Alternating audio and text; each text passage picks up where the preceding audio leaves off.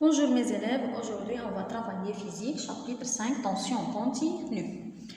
Petit rappel, que veut dire le courant électrique? Le courant électrique correspond au déplacement des électrons à l'intérieur d'un conducteur ohmique. Le sens conventionnel du courant électrique est orienté toujours de la borne positive à la borne négative, c'est-à-dire au déplacement des électrons à l'intérieur d'un conducteur, c'est l'espace, c'est le courant.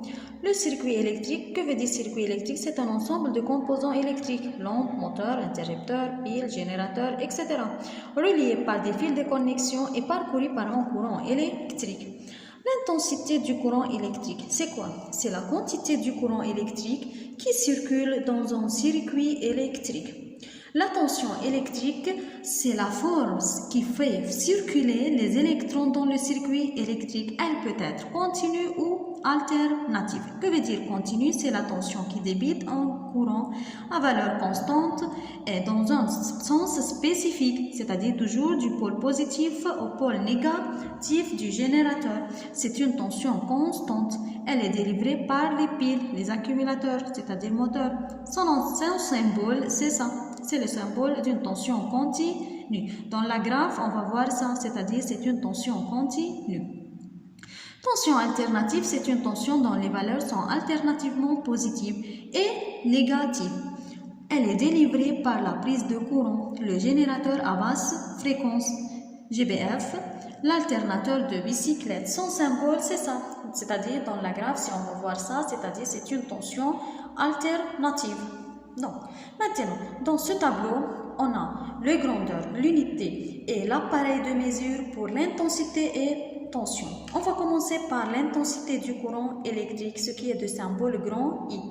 L'unité de l'intensité dans le système international, donc système international, c'est l'ampère, de symbole grand A. 4 ampères par exemple, donc on écrit 4 grand A. Unité usuelle doit utiliser ces milliampères de symbole milli-A, milli-A, M-A. Relation milliampère, donc comment on doit convertir de l'ampère à milliampère? C'est fois 10 puissance 3. Milliampère à ampère, c'est fois 10 puissance moins 3. Quel appareil doit utiliser pour mesurer l'intensité, quel appareil doit utiliser pour mesurer l'intensité? Donc c'est l'ampère-mètre, c'est le symbole de l'ampère-mètre. A, ampère-mètre, COM doit brancher à la borne négative, A à la borne positive. Mode fonctionnement pour continu, pour intensité continue ou bien pour mode de l'appareil de l'ampère-mètre, ça. Et pour mode alternatif, ce sont des boutons dans